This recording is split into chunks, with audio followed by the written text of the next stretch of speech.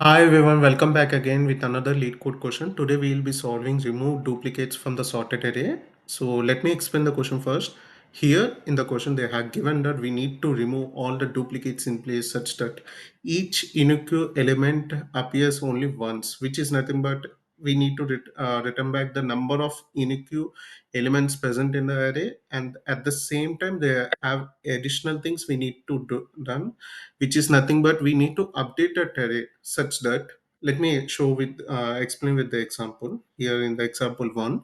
If you see here, they are given that we need to return number of unique elements, which is nothing but 1 and 2 here by removing the duplicate additional 1 here.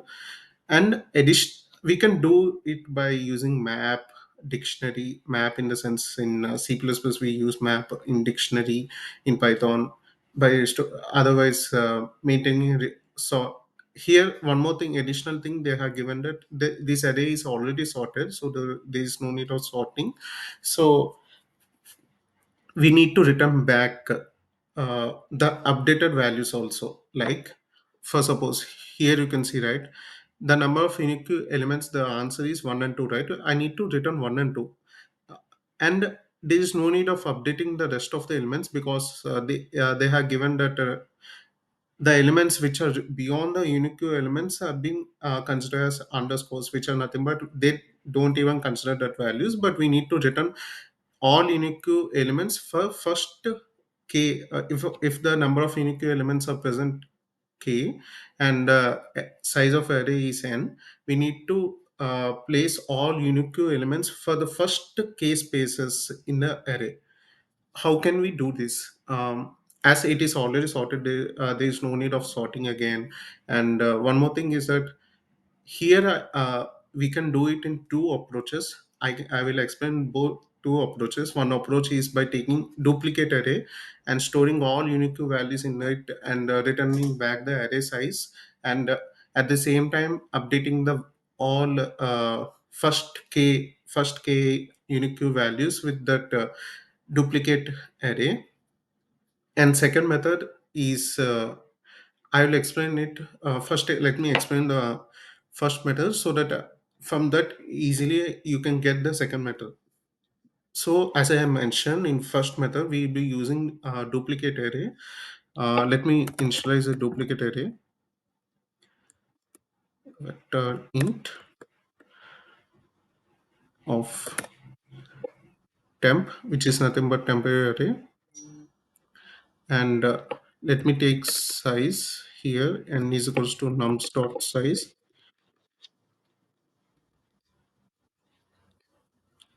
And as we know, it is a sorted array, so first element will be unique 1. uh, Let me push back this value,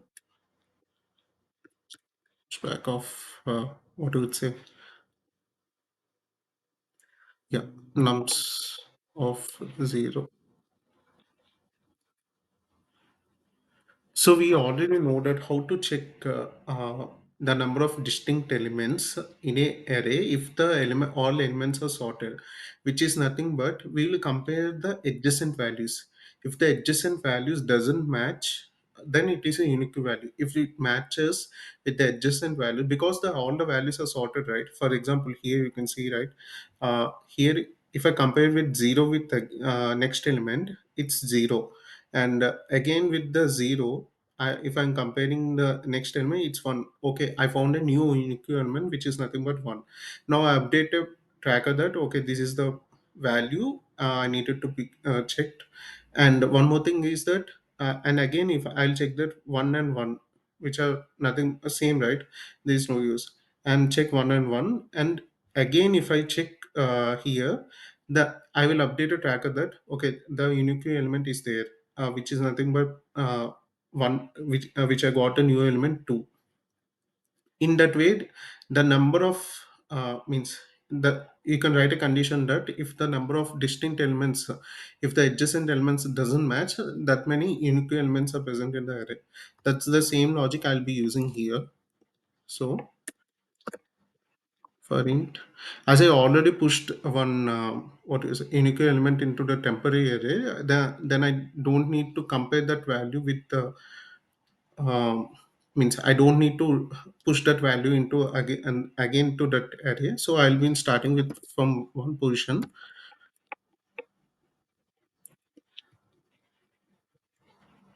Check if nums of I is not equal to nums of previous value. And one more reason I'm not starting with the initial value of 0 because I'm checking with the previous value. If I write down here 0, then 0 minus 1, which is minus 1, which is I will get a error here. In order to avoid that error and at the same time which suits for this logic, that's why I use in this case where I'm in starting I from one value. So here, if that doesn't match, I just temp dot push underscore back of. Here in C++, we in vector we push back the values. So I simply, and what I need to return, I need to return temp dot size, which is nothing but number of unique element present in the array. And at the same time, we need to update this nums array also. Here I'm using the word array, but he's in C++ they're using vector, which is not a predefined STL library. I will make a separate video regarding explaining all the STL libraries and everything. So here you just follow this int x of nums, not nums, temp.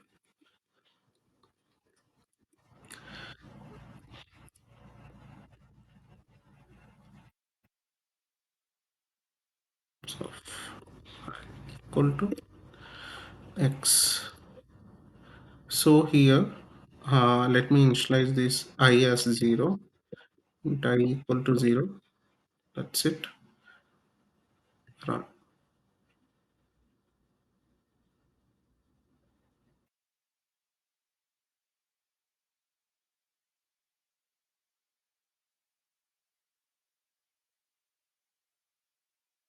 I doesn't match the value. Mm, so for 0. So here I need to update I value. That is the case I missed here. I need to update I value here.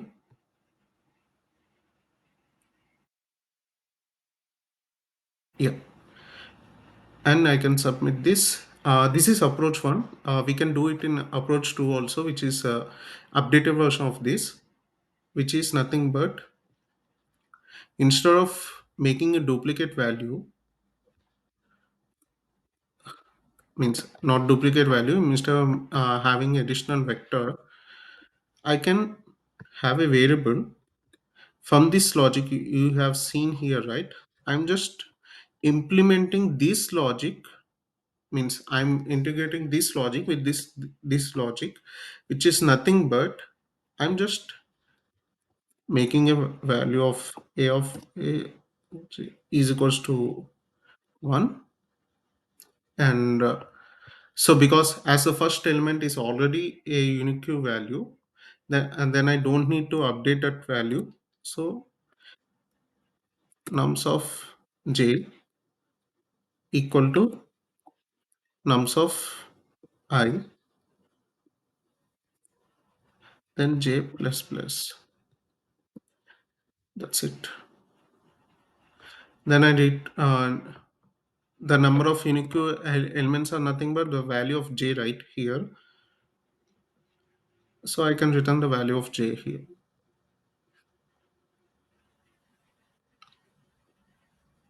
Yes. So let me explain it clearly. I'm just instead maintaining two pointers, which is nothing but one pointer is checking the values duplicates are there or not, and another pointer j is nothing but updating the value of the array itself without using additional space. Let me explain from this example so that you will get an idea here. So let me copy this, and one more thing, let me submit this also. So here you can see, right? Nothing but I'm I'm taking j value from 1 because I don't want to just previous what I could say.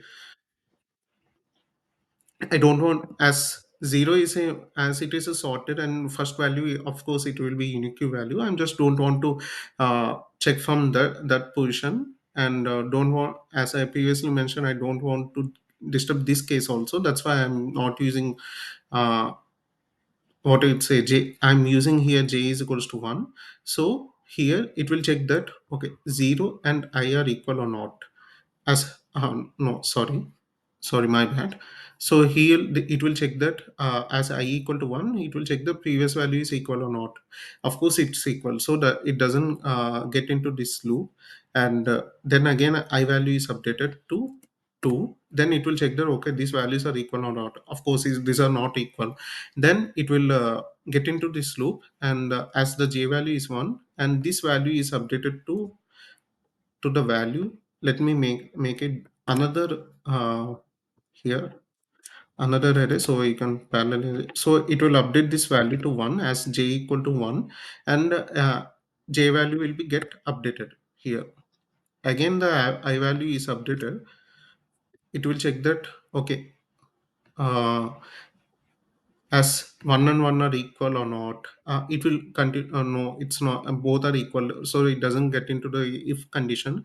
It fails at the if condition, and it move, and again I value is equal to 4. 1 2 3 4, yeah. And here again it fails, so it doesn't get into the loop.